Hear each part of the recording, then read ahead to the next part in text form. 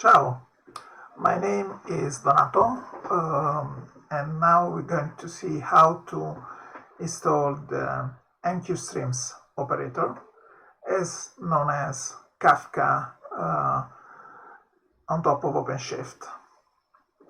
Okay, so this is a local OpenShift installed on my machine, and here is the operator hub, where we can find the AMQ Streams operator here. Click install to install it. We can decide where to install the operator. If the operator has to install, basically has to watch at the some specific namespace, or it's available cluster-wide. So let's choose this option, and then we can install the product.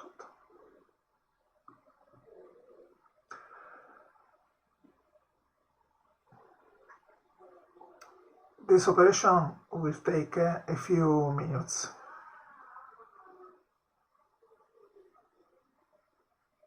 So when AMQ Streams operator is installed, you should find here inside this installed operators view, and you can install Kafka.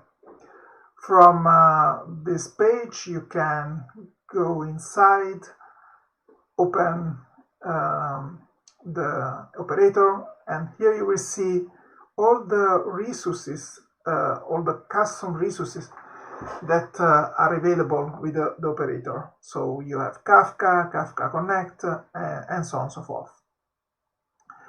To start simple, let's create a Kafka cluster. I have created a project here that is called my Kafka, and we are going to create the Kafka resource inside this project. Okay, so the operator offers you two ways of creating a Kafka cluster. One which is guided by this form, and the other one is just using the YAML file. Okay, let's use the form because we want to do a simple installation. Keep it as simple as possible. So you could leave all the default option and then just click on the create button. The only customization that I would like to suggest you is to introduce a storage. Because by default the operator proposes you an ephemeral storage, which is useful for developer purposes, but not really useful for testing. In terms of Kafka storage, you have three options. So the ephemeral one, the persistent claim, and just bunch of disk. So just bunch of disk is useful in production because you can manage multiple volume. Let's keep it simple and just select a persistent claim. Let's define 1 gigabyte, which is good enough to start.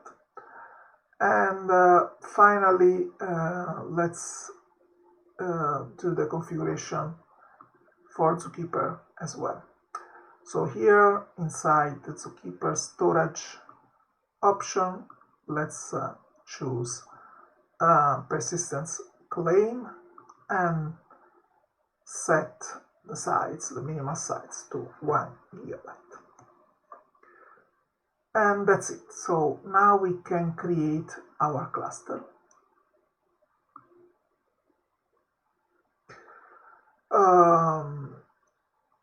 You will see this line here,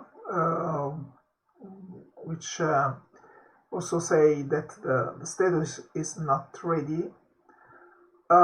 It takes a few minutes to start up a cluster, because as you can imagine, a Kafka cluster require at least 6, in this case 6 container, 3 for the zookeeper and 3 for the broker, for the data plane. Looking inside the cluster, my cluster, we can see that here the 3 pods for the Kafka broker and the 3 pods for zookeeper. And here also we can see the information coming from the operator. It will take some time.